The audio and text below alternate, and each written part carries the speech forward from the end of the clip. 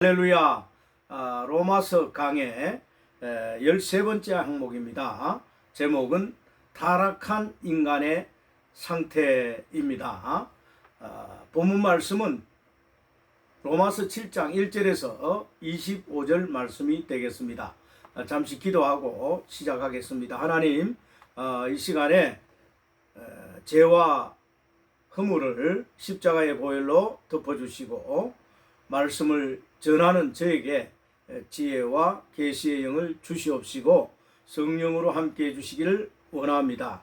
듣는 이들에게도 지혜와 계시의 영을 주어서 하나님의 말씀을 깨닫게 하시고 말씀을 통해서 생명을 공급받게 하여 주옵소서.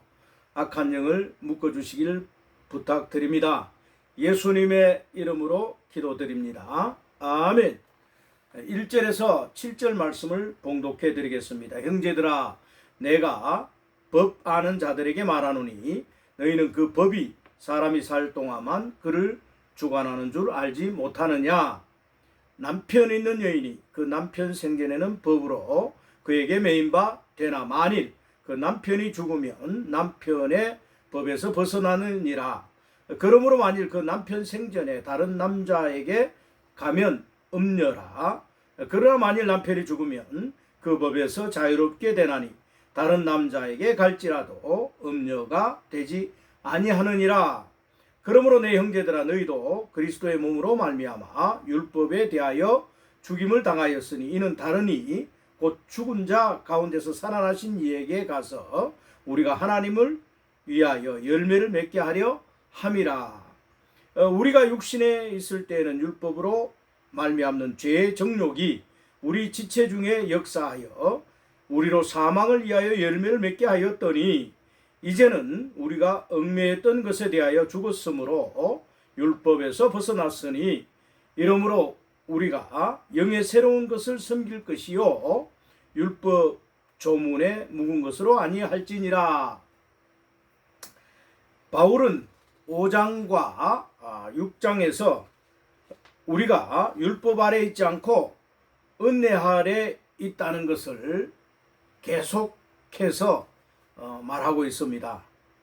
그러나 5장과 6장에서는 왜 우리가 율법 아래 있지 아니한가에 대한 것을 구체적으로 말하지 않고 있습니다. 그러나 7장에서 율법 아래 있지 아니한 사실을 설명하기 위해서 남자와 여자가 혼인 관계를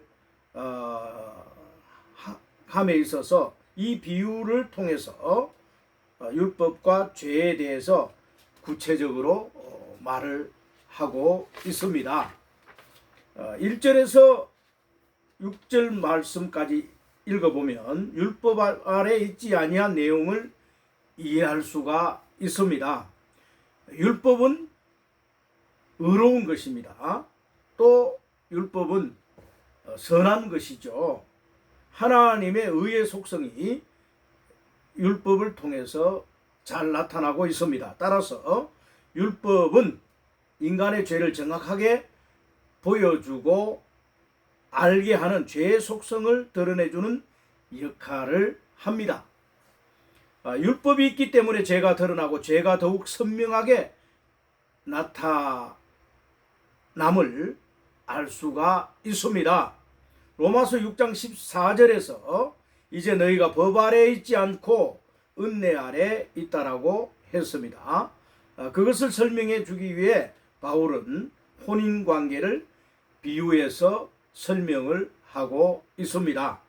예수 그리스도께서 죄에 대하여 죽었기 때문에 우리도 함께 믿음으로 죽음에 동참한 것입니다. 따라서 우리는 이제 율법의 정죄 아래 있지 않고 예수 그리스도의 은혜 아래 있다라고 하는 것을 잘 설명해 주고 있습니다.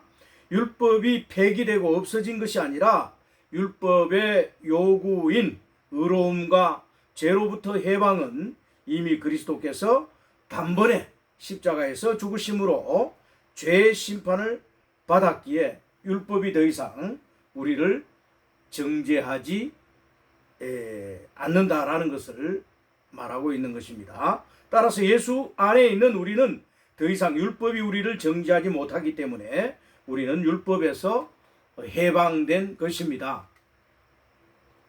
아내가 죽으면 그 아내의 법에서 해방되듯이 예수께서 율법의 요구를 십자가에서 해결했기 때문에 더 이상 우리는 율법 아래 있지 않고 율법의 정죄를 받지 않습니다. 이미 예수께서 십자가에서 그 율법의 요구인 의를 만족시켰고 끝냈기 때문에 우리는 이제 더 이상 율법의 정죄 아래 있지 않고 예수 그리스도의 십자가의 죽으심으로 인하여 이제 그 은혜 아래 있다라고 하는 것을 말하는 것입니다. 바울은 이것을 말하기에 많은 말로 설명을 하고 있습니다. 이제 우리는 예수 안에서 성령을 따라 살면서 성령의 요구와 열매를 맺음으로써 의의 삶을 살면 되는 것입니다. 오직 성령의 열매는 사랑, 희락, 화평, 오래 참음, 자비, 양성, 온유, 충성, 절제 이와 같은 것을 금지할 법이 없느니라. 갈라디아서 5장 22절에서 23절 말씀이죠. 성령의 열매는 이제 믿는 이들 가운데서 이제 행함으로써 이제 나타나게 된 것입니다. 이와 같은 것을 금지할 법이 없다. 즉 성령의 그런 어떤 열매를 맺을 수밖에 없는 성령의 법이 우리를 지배한다는 것이죠. 예수 안에서 성령을 따라 사는 사람의 열매는 율법의 요구를 완벽하게 만족시키는 삶이 되기 때문에 의로움과 거룩함 그리고 아들의 형상을 본받는 삶을 통하여 하나님께 영광을 돌릴 수가 있는 것입니다. 율법 아래서는 죄가 드러나지만 은혜 아래서는 죄를 이기는 생명으로 의와 평강으로 하나님이 원하시는 것을 하게 되어 있습니다. 다시 말해서 율법의 요구는 그 의를 요구하는 것이죠. 그래서 그 의를 실행해야만이 율법의 만족을 시킬 수가 있습니다. 우리 스스로는 율법을 행할 수도 없지만 예수 그리스도의 생명 주는 그 영이 와서 성령의 열매를 맺음으로써 율법의 요구인 의를 이렇게 행함으로써 율법을 만족시킬 수가 있다. 이런 원리를 바울은 설명을 하고 있는 것입니다. 율법이 있기 때문에 죄가 나타나고 죄를 조명하는 그 어떤 빛이 되는 것이죠. 만약 율법이 없다면 육체 안에 탐심이나 기타 다른 죄들이 나타나지 않고 죄가 죄된 것임을 알지 못할 것입니다. 그래서 7절 말씀에서 10절 말씀에 한번 제가 읽어드리겠습니다. 그런즉 우리가 무슨 말을 하리요? 율법이 죄냐? 그럴 수 없느니라. 율법으로 말미암지 않고는 내가 죄를 알지 못하였으니 곧 율법이 탐내지 말라 하지 아니하였더라면 내가 탐심을 알지 못하였으리라. 그러나 죄가 기회를 타서 계명으로 말미암아 내 속에서 온갖 탐심을 이루었나니 이는 율법이 없으면 죄가 죽은 것이라. 전에 율법을 깨닫지 못했을 때에는 내가 살았더니 계명이 이름에 죄는 살아나고 나는 죽었도다. 생명에 이르게 할 그 계명이 내게 대하여 도리어 사망에 이르게 하는 것이 되었도다. 8절에 율법이 없으면 죄가 죽은 것이라고 했습니다. 율법은 의의 속성이며 하나님의 거룩한 성품입니다. 율법을 통하여 인간의 죄가 나타나고 정죄 아래서 사망을 체험하고 사망하게 된다는 것입니다. 율법은 신약에 와서 폐지된 것이 아니라 더욱 강화되었다라고 말을 합니다. 우리가 은혜 아래에 있기 때문에 강화된 율법의 속성을 성령 안에서 하나님의 도우심으로 의의 요구를 이룰 수 있게 되었음을 우리는 깨달아야 합니다.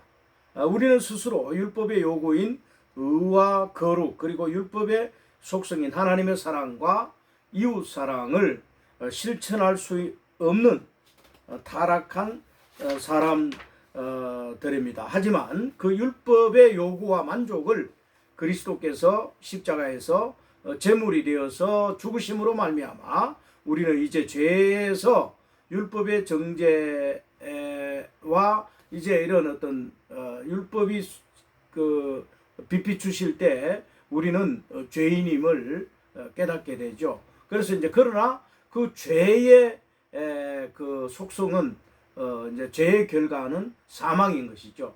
그 사망을 예수님이 십자가에서 이제 다 감당을 했지 않습니까? 그 빛을 그 싹쓸 죄의 싹쓸 다 갚았다는 겁니다. 그래서 우리는 더 이상 율법의 정죄 아래에 있지 않고 이제는 예수 그리스도의 은혜 아래에 있다는 것입니다. 우리는 이 법 아래 있는 것이 아니라 은혜 아래에 있게 된 것이다. 즉 예수님이 그 모든 죄를 십자가에서 이제 끝냈습니다. 그 죄의 싹을 지불한 것이죠. 그래서 우리가 우리의 모든 인류의 죄를 대표로서 이제 끝냈기 때문에 예수 아래에서 우리는 이제 정죄 아래 있는 것이 아니라 은혜 아래에서 이제 의와 빛 가운데서 살아갈 수가 있다는 것입니다. 11절에서 25절 말씀까지 빠른 속도로 제가 읽어드리겠습니다. 죄가 기회를 타서 계명으로 말미암아 나를 속이고 그것으로 나를 죽였는지라. 이로 보건대 율법은 거룩하고 계명도 거룩하고 의로우며 선하도다. 그런즉 선한 것이 내게 사망이 되었느냐? 그럴 수 없느니라. 오직 죄가 죄로 드러나기 위하여 선한 그것으로 말미암아 나를 죽게 만들었으니 이는 계명으로 말미암아 죄로 심히 죄되게 하려 함이라. 우리가 율법은 신령한 줄 알거니와 나는 육신에 속하여 죄 아래에 팔렸도다. 내가 행하는 것을 내가 알지 못하노니 곧 내가 원하는 것은 행하지 아니하고 도리어 미워하는 것을 행함이라. 만일 내가 원하지 아니하는 그것을 행하면 내가 이로써 율법이 선한 것을 시인하노니 이제는 그것을 행하는 자가 내가 아니요 내 속에 거하는 죄니라 그랬습니다. 이 죄는 하나의 내 안에서 인격을 가지고 있다라고 하는 것을 보여줍니다. 죄의 어떤 그 근원, 죄를 짓게 하는 어떤 그 형체, 그 어떤 그 존재가 있다는 것을 지적하고 있는 것이죠. 내 속 곧 내 육신에 선한 것이 거하지 아니하는 줄을 아노니 원함은 내게 있으나 선을 행하는 것은 없노라. 내가 원하는 바 선은 행하지 아니하고 도리어 원하지 아니하는 바 악을 행하는도다. 만일 내가 원하지 아니하는 것을 하면 이를 행하는 자는 내가 아니고 도리어 아니하고 도리어 원하지 아니하는 바 악을 행하는도다. 그러므로 내가 한 법을 깨달았노니 그 선을 행하기 원하는 나에게 악이 함께 있는 것이로다. 내 속 사람으로는 죄의 법을 즐거워하되 내 지체 속에서 다른 법이 내 마음의 법으로 나를 사로잡는 것을 보는도다. 오라 나는 공고한 사람이로다. 이 사망의 몸에서 누가 나를 건져내라. 우리 주 예수 그리스도로 말미암아 하나님께 감사하리로다. 그런즉 내 자신이 마음으로는 하나님의 법을 육신으로는 죄의 법을 섬기노라. 잠깐만요. TV가 자동으로 켜졌네요. 잠시 문을 좀 닫겠습니다.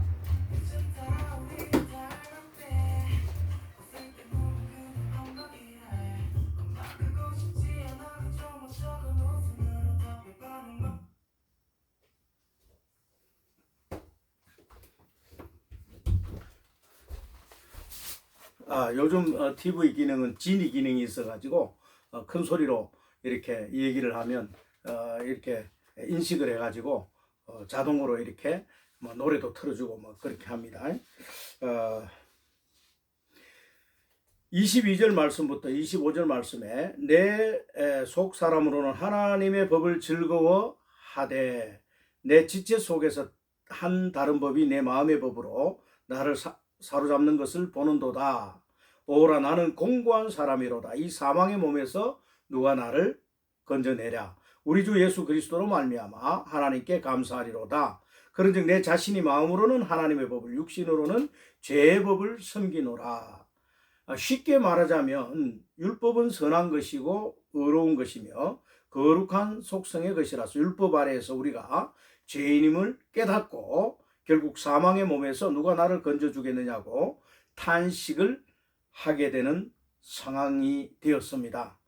우리 속에는 이미 죄라고 하는 인격이 거하면서 우리를 타락시키고 육체의 탐욕 가운데 끌고 가는데 스스로는 거기서 벗어날 길이 없어서 사도 바울은 오호라 나는 공고한 사람이로다. 마음으로는 선을 쫓지만 육체로는 죄를 따라가는 안타까운 상황에 처하게 된 것임을 선포하고 있습니다.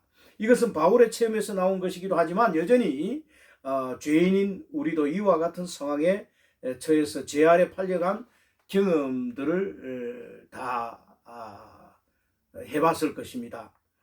인간의 육체 안에 죄를 주관하는 마귀가 가기 때문에 우리는 그 마귀를 이길 수 있는 힘이 없었고 그 마귀는 하나의 법을 가지고 있습니다. 바로 죄와 사망의 법입니다. 생명나무의 실과를 우리가 따먹는 그 순간에 마귀가 우리 안에 들어와서 우리로 하여금 죄를 짓게 하는 그 어떤 법을, 죄와 사망의 법을 우리에게 심어 놓은 것입니다. 우리 속에, 속 사람에. 그래서 이 어떤 법이라고 하는 것은 다른 말로 율법, 이 율은 법율, 즉 정해놓은 어떤 선, 그어놓은 라인, 이 율이라고 하는 것은 어떤 확정된 선을 이야기하는 것입니다.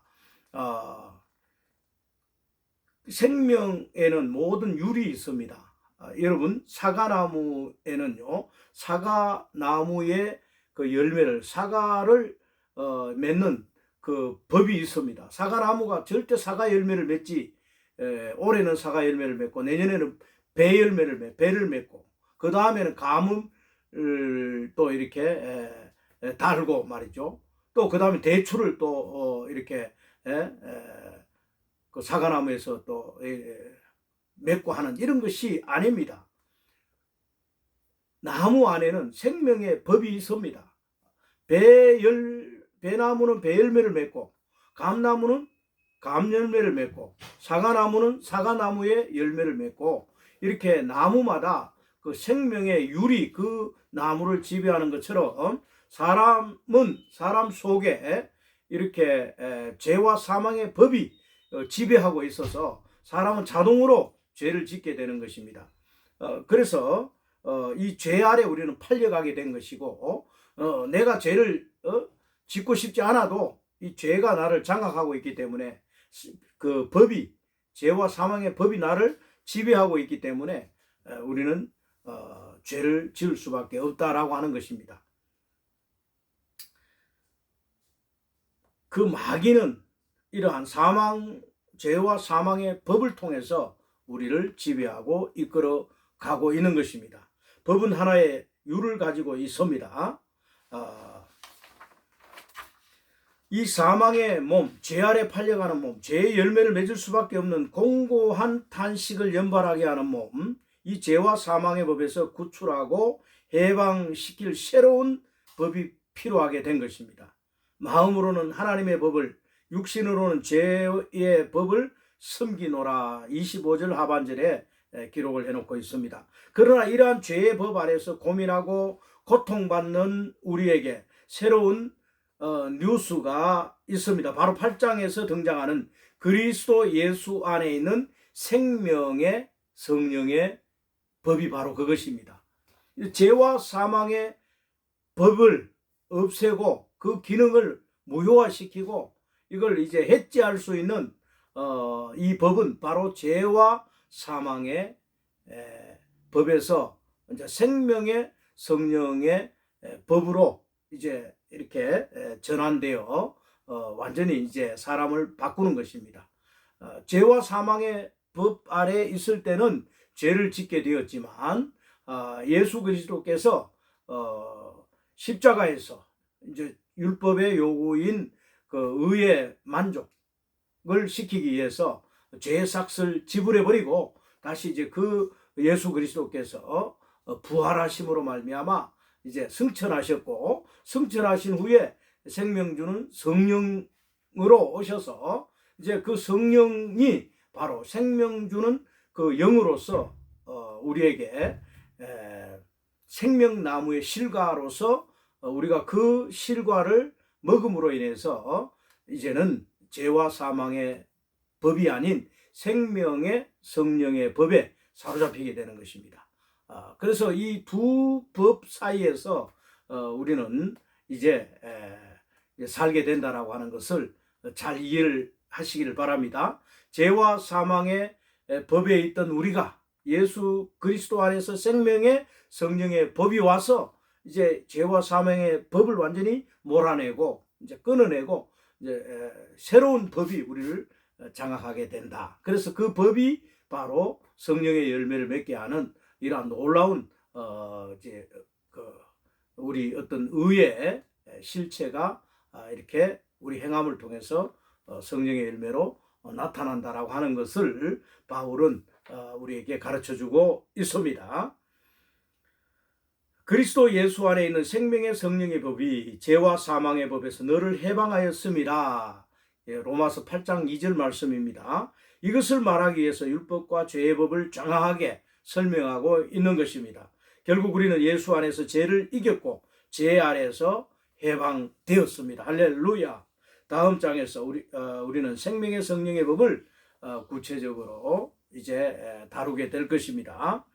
죄의 법을 이기는 유일한 길은 주 예수 그리스도 안에 있는 생명의 성령의 법, 바로 그 성령님이 우리에게 오셔서 이 법으로서 우리를 장악하고 지배하고 이제는 배나무가 배열매를 맺고 사과나무가 사과나무의 열매를 맺고 감나무가 감나무의 열매를 맺듯이 우리 죄의 법 아래서는 죄를 지을 수밖에 없는 죄의 열매를 맺을 수밖에 없었지만 이제는 성령의 생명의 법이 오셔서 의의 열매를 성령의 9가지 열매 사랑, 희락, 화평, 오래 참을, 자비, 양성, 온유, 충성, 절제라고 하는 이러한 열매를 의의 열매를 맺음으로써 이제는 율법의 요구를 만족시킬 수가 있다 이겁니다. 우리의 힘이 아니고 전적인 하나님의 은혜의 법, 또 하나님의 은혜의 결과로 우리에게 주어지는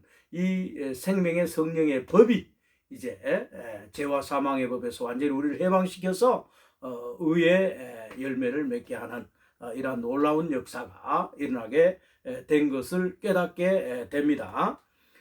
그래서 우리는 이 의의 열매, 성령의 열매를 맺기 위해서 늘 영으로 성령으로 돌이켜야 됩니다. 우리 생각을 육체 안에 놓이게 되면은 죄와 사망의 법이지만 육체 안에서 생각하고 육체 안에서 우리가 감정을 가지고 의지를 가지면 죄의 법을 쫓아갈 수밖에 없어요. 그 열매를 맺을 수밖에 없습니다. 그러나 우리의 혼을 성령 안으로 돌이켜야 합니다. 그러기 위해서 우리 주 예수 그리스도의 이름을 부르고 성령을 우리 안에, 성령은 어떤 그 능력이 아니고 여호와 증인에서는 성령을 하나님의 능력으로 이렇게 치부를 하는데 성령은요 능력이나 어떤 이런 어떤 것이 아닙니다. 인격체이신 삼위, 즉 하나님의 세 분 중에 한 분인 거예요. 그러면서 또 세 분이면서 또 아버지와 아들과 그 영이 또 하나인 것이죠. 삼위일체 하나님이 바로 성령님으로 오셔서 위를 가지고 인격을 가지고 우리 안에서 우리를 지배한다는 것입니다. 마귀도요 인격이 있지 않습니까? 마귀도 하나의 위가 있어요. 그래서 우리를 지배하는 어떤 지배하고 우리를 끌고 가는 어떤 힘이 있단 말이에요. 마귀의 생각도 있고 마귀의 마귀의 능력도 있고 말이죠. 하나의 천사라 타락한 천사의 하나님의 피조물이지만 인격체입니다. 마귀도. 그러나 이 마귀의 존재를 이제 쫓아내고 그 자리에 성령님이 오셔서 삼위일체 하나님이 오셔서 우리로 하여금 우리가 그 아래에서 그 성령의 법을 따라서 살 수 있도록 우리의 힘이 되어 주시고 우리의 인격이 되어 주시고 우리의 의가 되어 주시고 우리의 모든 것에 그런 생명으로 우리를 장악하고 지배하고 우리를 인도하고 우리를 이제 이끌어 가시는, 그래서 하나님의 뜻에 순종하게 하는, 그래서 율법 아래에 있지 않고 은혜 아래에 있게 만드는 이러한 놀라운 은혜가 믿는 이들에게 주어진 것입니다. 그래서 이러한 은혜 아래 살 수 있는 유일한 길은 예수 그리스도를 믿고 또 예수 그리스도를 붙들어야 되는 거예요. 그래서 골로새서 3장 17절 말씀을 제가 자주 인용을 하는데, 말에나 이래나 주 예수 이름으로 하고 그 이름을 힘입어 하나님 아버지께 감사하라. 예수 이름을 부르고 예수 이름으로 말도 하고 예수 이름으로 일도 하고 예수 이름으로 이렇게 살아라는 것이죠. 이제는 내 힘이 아닌, 내 어떤 능력이나 내 의지나 내 어떤 혼이 아닌 예수의 이름과 그 능력과 그 주시는 영적인 힘으로 인하여 살아가라. 이제 그래서 그리스도 아닌 모든 것들은 배설물로 여기고 오직 십자가를 지신 예수, 부활하신 예수, 승천하신 예수, 다시 오신 생명 주는 영이신 예수, 삼위일체 가운데 역사하시는 예수, 그 성령으로 함께 하시는 예수, 오직 예수만이 이제는 우리를 살릴 수 있고 우리를 죄에서 해방시킬 수 있고 우리로 하여금 의 가운데 옷 입고 의를 표출할 수 있는 능력이 되시는 것이죠. 예수로 옷 입어야 되는 거예요. 바로 그래서 옛사람을 벗어나는 것은 이제는 육체의 사람, 죄의 사람, 죄의 인격을 벗고 끊어내고 이제는 새 사람, 예수 생명, 예수 어떤 이제는 모든 인격으로 사로잡혀라는 겁니다. 예수 그리스도로 살아라는 겁니다. 십자가에서 나는 죽었고 옛사람인 나는 죽었고 새 사람으로 살아라는 거죠. 거듭난 인격으로. 옛날 그 타락한 유병기, 타락한 육체 안에 있던 정욕적인 사람 유병기는 이제는 세례와 함께 물속에 수장되었고 죽었고 물속에서 다시 나옴으로써 이제는 내가 새 사람이 되었고 예수 생명 안에서 거듭난 사람으로 이제 새로운 인격체로 의의 사람으로 성령의 법을 따라서 사는, 이제는 성령의 열매를 맺고 사는 이런 사람이 되라는 것입니다. 사랑하고 희락하고 화평하고 오래 참고 자비, 양성, 충성, 온유, 충성, 절제, 이러한 그 성령의 열매들을 이제 맺고 살아라는 것이죠. 내 스스로는 이러한 열매를 맺을 수가 없습니다. 내 스스로는 어떠한 이렇게 능력이 없어요. 의를 행할 수 있는 힘이 없습니다. 우리는 이제 접붙임 바 된 겁니다. 똘감나무가 단감나무에 접붙임 바 되면은 똘감 열매를 맺는 게 아니고 단감을 맺지 않습니까? 마찬가지요. 이제는 우리가 죄인인 된 우리가 예수께 접붙임 바 됨으로 인해서 우리는 성령의 사람이 되었다라고 하는 겁니다. 예수 생명의 그 법이 우리를 지배한다는 것입니다. 그래서 우리는 죄를 이길 수 있는 길은 내가 아닌 그리스도. 항상 우리는 예수를 입에 달고 살아야 됩니다.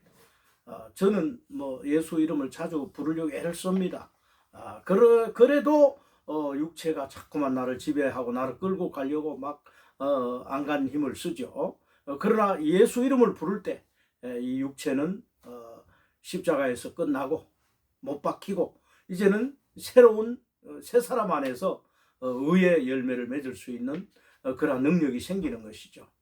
우리는 예수 이름을 한번 불러보면 그 이름 안에서 안식과 만족, 또 생명 열매의 어떤 실과이신 예수, 그 이름을 먹을 때 우리는 그 법이 우리를 지배하고 인도하시며 또 열매를 맺게 한다는 사실을 꼭 기억하시길 바랍니다. 저는 실제로 이 예수 이름을 통해서 성도들에게 또 제 어머니가 한 9년 전에 돌아가셨는데 저 어머니에게 늘 예수 이름을 이렇게 부르시도록 훈련을 시켜드렸더니 늘 하루 종일 계시면서 마음이 답답할 때 예수님을 부르고 주 예수 또 주 예수 늘 이렇게 부르시더라고요. 그러니까 부르면 달콤하거든요. 그래서 늘 이렇게 예수 이름 부르시다가 편안하게 하나님 그 품 안에 또 천국에 가셨는데 여러분들 우리 인생은요 그리스도를 먹고 사는 인생들이 될 때 만족이 있습니다. 늘 우리는 불안하고 초조하고 또 만족이 없죠. 그리고 늘 방황하는 존재들입니다. 늘 마음이 공허하고 외롭고 늘 쓸쓸하고 뭔가 모르게 허전하고 그럴 때마다 우리는 주 예수님을 부름으로써 만족을 얻으시길 바랍니다. 우리 안에는 예수님이 오셔야 참 만족이 있습니다. 예수님이 오셔야 죄에서 벗어날 수가 있습니다. 예수의 그 이름만이 생명나무의 실과가 바로 예수 그리스도의 영인 것이에요. 그 생명 주는 성령을 먹고 마시고 부르고 이럴 때 우리는 참 만족을 느끼고 또 하나님의 어떤 인간을 창조한 목적이 바로 하나님이 우리 속에 와서 우리로 하여금 하나님 사람이 되게 하고 하나님의 생명을 표현하고 의를 드러내고 이렇게 살도록 우리를 창조한 목적이 바로 그겁니다. 그래서 그 창조의 목적이 이루어지는 그 놀라운 사실은 생명 주는 그 성령이 오셔서 우리 영 안에서 우리 사람의 영 안에서 혼을 지배하고 내 몸이 의를 행하는 것 이것이 하나님이 우리를 향한 목적이고 또 그리스도인들의 사명이고 그런 것입니다. 그리스도가 오셔야만 우리 안에 생명 주는 영이 오셔야만 우리는 의를 행할 뿐만 아니라 복음도 전할 수가 있고 또 마귀도 물리칠 수 있고 참 만족도 누리고 기쁨도 회복을 하고 이 땅을 우리가 천국화 시켜 나갈 수 있는 것입니다. 오늘날 많은 그리스도인들이 이렇게 율법 아래 사로잡혀 있는 것을 볼 수가 있습니다. 그리고 율법의 그런 어떤 의식 가운데 빠져 있는 걸 볼 수 있습니다. 우리는 그러한 율법에 어떠하면서 벗어나야 됩니다. 이제는 하나님의 의의 종들이 되고 생명 주는 성령을 붙들고 사는 사람들이 되어야 되는 것입니다. 오늘날 종탑 아래에서 많은 그리스도인들이 편협한 신앙관을 가지고 있는 걸 볼 수가 있습니다. 또 오늘날 많은 목회자들이 예수의 생명을 붙들고 목회를 하고 설교를 하고 생명을 공급해야 되는데 어떤 성도들에게 자기 사상, 자기 어떤 뭡니까 인간적인 가르침을 통해서 쇠뇌를 시키고 묶어놓고 꼼짝 못하게 만들어놓고 하나의 소왕국을 만들어서 목회하고 있는 것들을 볼 수가 있습니다. 여러분 성도들은 이제 깨어나야 합니다.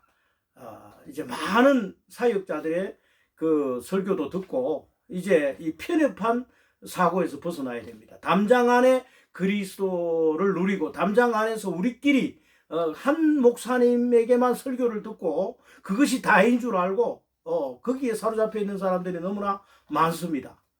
율법적이고 종교적인 것이죠. 종탑 아래 갇혀 있는 성도들이요. 이제는 거기에서 벗어나야 됩니다. 나와야 합니다.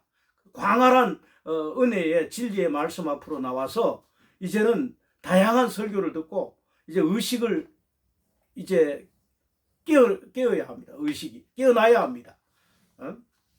너무나 폐쇄적이에요. 그리스도인들이 너무나 그 어떤 울타리 안에 갇혀 있습니다. 십자가의 종탑 아래 갇혀서 그곳이 다인 줄 알고 그렇게 살아가고 있습니다. 개혁되어야 합니다. 변혁되어야 합니다. 이제 성도들은 율법 아래 갇혀 있지 마시고 이제는 은혜 아래서 자유함을 얻고 이제는 모든 성도들을 사랑하고 우리 교회 너희 교회가 어디 있습니까? 우리 목사 너희 목사가 어디 있습니까? 우리 교회 너희 교인이 어디 있습니까? 예수 그리스도 안에서 우리는 다 하나입니다. 예수 그리스도 안에서 우리는 이제는 다 지체가 되고요. 그렇습니다. 철밥통을 만들어 놓고 성도들을 묶어 놓고 말이죠. 꼼짝달싹 못하게 하는 그런 악한 종들이 많습니다. 여러분 심판받을 것입니다. 성도들은 이제는 모든 교회들이 하나라는 것을 인식하고 그 담장 안에서 벗어나야 하고 우리라는 개념에서 이제 우리끼리 우리만 이것이 아니에요. 그리스도와 함께 성도들과 함께 이제는 더불어 많은 그리스도인들이 다 천국 백성들임을 인식하고 지체임을 인식하고 함께 가야 합니다. 그리고 하나가 되어야 합니다. 그 가르침으로 묵지 마십시오. 자기 밥통을 지키기 위해서 철밥통을 만들기 위해서 목사들이 평생 그곳에서 살해받고 자기 어떤 소왕국을 만들어 놓고 예배당 지어 놓고 말이죠. 꼼짝달싹 못하게 하고 자기 말만 듣게 하는 이런 악하고 나쁜 그런 목회자들이 오늘날 너무나 많습니다. 그런 사람들은 회개하시길 바랍니다. 깨닫고 여러분들 이제는 그리스도 안으로 우리는 돌이키고 율법에서 또 어떤 인간의 어떤 가르침의 중심에서 교파적 중심에서 다 벗어나고 예수 중심으로 진리의 어떤 그 생명의 공급으로 인해서 우리는 하나가 되어야 하고 또 개혁되어져야 합니다. 교회가 오늘날 너무나 타락하고 잘못돼 가고 있고 성도들이 너무나 이상하게 변해 가고 있습니다. 제가 이렇게 매일 로마서 강해를 이렇게 지금 하고 있는데 갈라디아서, 에베소서, 이제 로마서, 다음 또 로마서가 끝나고 나면 이제 뭐 절반 정도 했습니다만은 그 다음에는 또 골로새서, 또 빌립보서, 베드로 전후서, 디모데 전후서, 히브리서 또 해야 될 것이 너무나 많습니다. 마태, 마가, 누가, 요한복음 이러한 진리들을 이제 한번 살펴보면서 생명 주는 그 영의 그 포커스 안에서 새 언약의 사역이 어떤 것인가를 이렇게 신약 성경을 통해서 조명해 놓고 있는데 이것을 이제 비피추말에서 이렇게 강해를 하려고 합니다. 이런 강해들을요 제가 좀 들으라고 이전에 그 신앙생활에 했던 또 제가 그 전도사 때 30년 전에 사역했던 그 교회 권사님에게 새벽에 이걸 보냈습니다. 들어보시라고 사랑하는 마음으로. 제가 보낼 때 그냥 보내지 않습니다. 기도하면서 주여 이 이권사님, 박집사님, 또 김목사님 하나님 축복해 주시고 목회를 잘하게 하시고 신앙생활 잘하게 해주십시오. 이런 기도하는 마음으로 매일 아침마다 이렇게 보냅니다. 그런데요 6시 10분 전에 제가 보냈습니다. 뭐라고 답변 온 줄 아십니까? 그 권사님이 저하고 너무나 잘 친하게 지냈던 권사님인데 저보고 그 딱 문자가 오기를 새벽 예배 시간입니다. 예배 시간에 왜 이런 걸 보냅니까? 앞으로 다시는 이런 거 보내지 마세요. 이렇게 문자가 온 거예요. 얼마나 제가 충격을 받았는지 모릅니다. 그 예배 시간에 뭐 하려고 그 카톡을 봅니까? 새벽 예배 드리는데 집에 가서 확인해도 될 거 아닙니까? 앞으로 이런 거 보내지 마세요. 그동안에 제가 몇십 개 보내줄 때는 가만히 있다가 오늘 그렇게 강하게 어필을 하는 거예요. 저 얼마나 큰 충격을 먹는지 모릅니다. 목사들이 잘못 가르친 거 아닙니까? 자기 설교만 듣게 만든 거 아닙니까? 사랑하는 마음으로 이 목사님이 어떤 말씀을 증거하는 건지 한번 들어보자. 그래서 내가 부족한 것을 기도해 드리자. 필요한 것이 있다면 내가 그 목사님을 좀 기도로서 돕고 사역을 해야 되겠다. 이런 권사가 되면 얼마나 아름답고 하나님께 칭찬 받겠습니까? 앞으로 이런 거 보내지 마세요. 이게 뭡니까? 이게 인격입니까? 뭡니까? 신앙입니까? 정말 안타깝습니다. 입에서 정말 저주가 나올 정도로 심한 그런 감정이 막 솟구치는 거예요. 오늘날 그 권사의 그 신앙이 그 정도밖에 인격이 그 정도밖에 안 됩니까? 권사된 지가 30년이 넘고 40년이 다 된 그런 분이 그런 인격밖에 안 되는 거예요. 그 목사가 그렇게 가르친 거 아닙니까? 한 사람의 설교만 들었기 때문에 그런 겁니다. 그 우리 안에 갇혀가지고 말이야. 자기는 철밥통을 그곳에서 평생 담임 목사라는 제도가 어디 있습니까? 성경에. 예? 고린도 교회 담임 목사가 바울입니까? 베드로입니까? 에베소서 교회 담임 목사가 바울입니까? 디모데입니까? 여러분, 담임 목사 제도는 그 누가 만들어 놓은 거예요, 그거? 그거요. 한 목사의 설교만 듣고 그렇게 있다 보니까 그런 40년이 된 권사가 인격이 그 정도밖에 안 된 거예요, 여러분. 얼마나 이게 잘못된 겁니까? 오늘 한국 교회가 안타깝습니다. 사랑하는 성도 여러분, 우리는 이제 깨어나야 합니다. 벗어나야 합니다. 종탑 아래 갇혀 있으면서 그 계집에서 그 목사의 목걸이를 풀어 제끼고 밖으로 나와야 합니다. 참된 진리를 깨달아야 합니다. 너무나 안타까운 이러한 개신교의 실태가 안타까울 따름이에요. 우리 교회 너희 교회가 어디 있어요? 내 성도 네 성도가 어디 있어요? 에? 우리 목사님 설교 들어야 되는데 왜 당신은 내한테 이런 거 보내냐고. 여러분, 그게 맞는 말입니까? 이런 안타까운 상황 속에 오늘날 처해 있는 개신교의 그 현주소가 너무나 회개해야 하고 또 개혁되어야 하고 변혁되어야 합니다. 권사가 그러할진데 40년 된 권사가 그러할진데 집사들은 오죽하겠습니까? 평신도들은 오죽하겠습니까? 그런 가르침을 받은 그 성도들이 자라질 못하는 거예요. 인격적으로. 또 온전한 사고가 없는 거예요.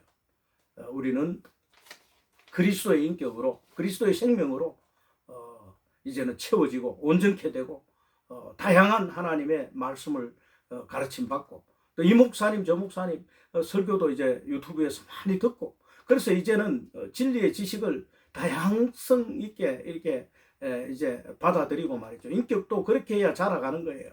한 목사 30년 동안 담임 목사 설교만 듣다 보니까 그 목사가 가르치는 것만 듣다 보니까 거기 갇혀 있는 거예요.